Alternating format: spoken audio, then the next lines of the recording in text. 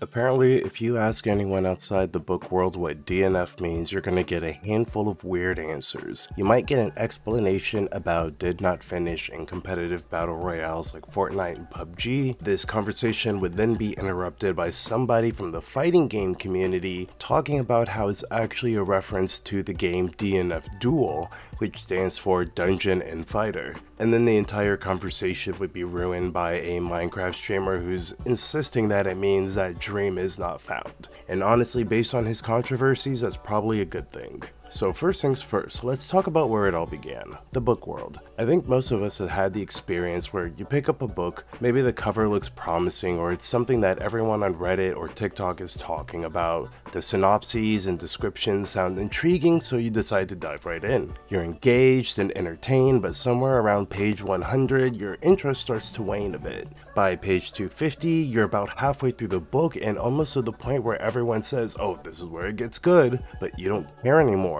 You don't want to bother. You just don't even want to be done with the book. You just want it gone. Congratulations, you just experienced a DNF moment. DNF, or did not finish, originated in the reading community. It's not about failure or due diligence, it's about choice, personal agency, and respect for your own damn time. Recognizing that your time is literally the most valuable commodity in our modern world is one of the most important things you can do in terms of having genuine enjoyment and fulfillment of something that is supposed to be a leisurely activity. DNF is just the frank realization that not every piece of media deserves a spot on your finished shelf. It's an easy but insanely liberating way of saying I'm not into this, then immediately hopping onto something that is way more engaging. For me personally, the first DNF that immediately comes to mind is The Walking Dead. After about season 3, that whole season was just frustrating decision after frustrating decision, and it somehow made me hate every single character.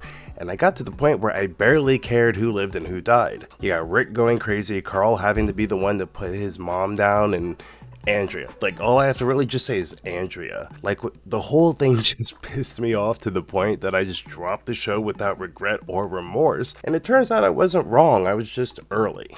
So why aren't we using this in the world of gaming?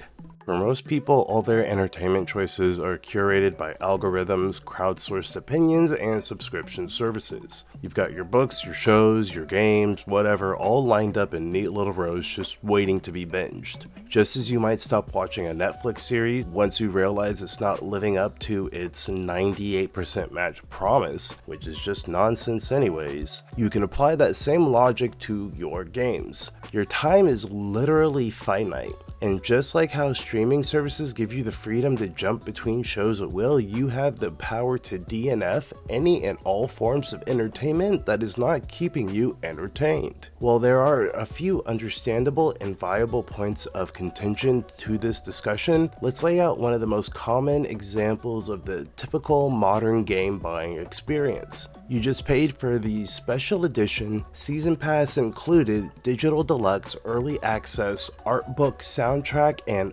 back massager version of the latest AAA title. The graphics are basically on par with the 3D videos that you would see during a session of the Italian Senate. The gameplay promises to be the ultimate turn-based real-time spectacle fighter that you have always dreamed of. But after a few hours, you realize you are getting nothing from it. It's like forcing yourself to watch all those filler episodes of early One Piece instead of just being an adult and following the suggested One Piece episode list. You realize you're just kind of mashing buttons hoping something interesting happens, and at that point you should ask yourself, why should I keep playing this game? It should go without saying that not every game is going to be a hit for every player, and that is okay. Yet there is this unspoken expectation in the gaming community that if you decide to play a certain game of critical acclaim or genre-defining experiences, you have to see that game through, even if it means suffering through hours of potentially janky,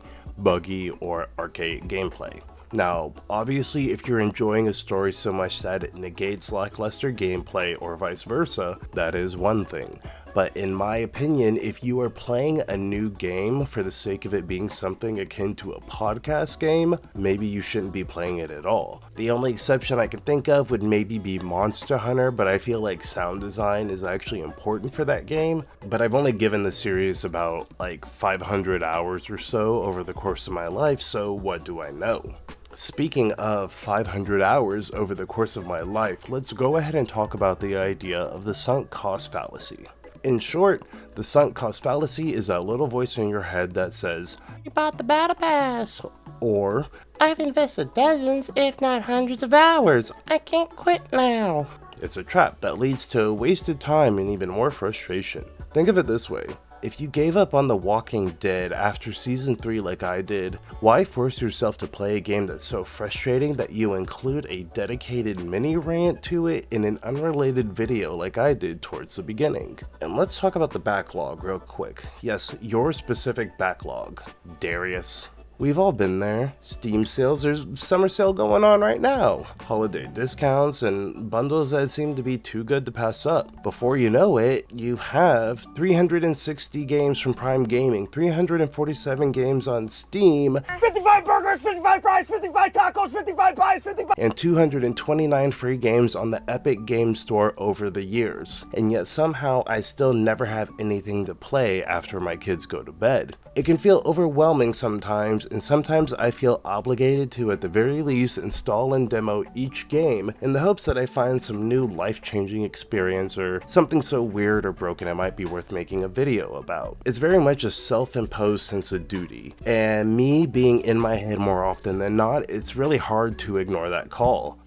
of duty. Subscribe for more gamer dad jokes. But no matter how you made it, you don't owe your backlog anything. Your Steam library isn't a never-ending checklist you're trying to complete, and it's okay if you don't play every single game you impulse bought at 3 a.m. Games are meant to be fun, not a chore like catching up on a show you've lost interest in just to participate in the gaming discourse of that week. That sounds exhausting as hell anyways in my 30s. Let's consider some specific scenarios before we wrap up today. Maybe you bought a massive RPG that promises a more grim, dark, gritty story, but halfway through, the story just starts to feel contrived, or the constant fetch quests start to ruin what was decently interesting world building. Or perhaps you've decided to go back to Dark Souls 1 after finishing Elden Ring, but it's now just as frustrating as Season 3 of The Walking Dead. This last one, I promise. Just remember, it really is okay to DNF these games. Remember, the goal is enjoyment, not endurance through self-inflicted punishment. Now, unfortunately, in this world, there were people who are still going to get mad at you because you decided to drop something you weren't enjoying. They might argue that some games, they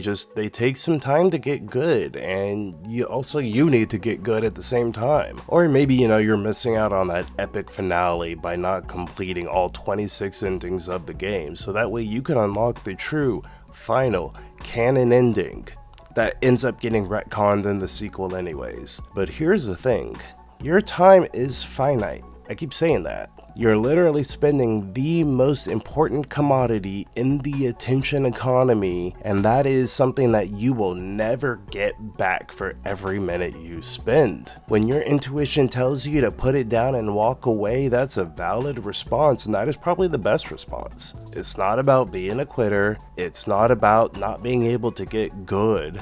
It's not about sticking it out through all the bad gameplay just to experience this good story. We live in a YouTube world, just watch the cutscenes.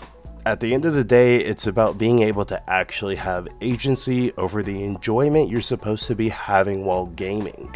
If you're not having fun now, why should you force yourself to wait for the fun to kick in? That's like telling someone to watch past season 1 of The Walking Dead because it gets really good in season 4. I promise. Life is too short for that kind of gaming FOMO and to not dunk on The Walking Dead. Hello there, YouTube game. I'll finish this pun later here.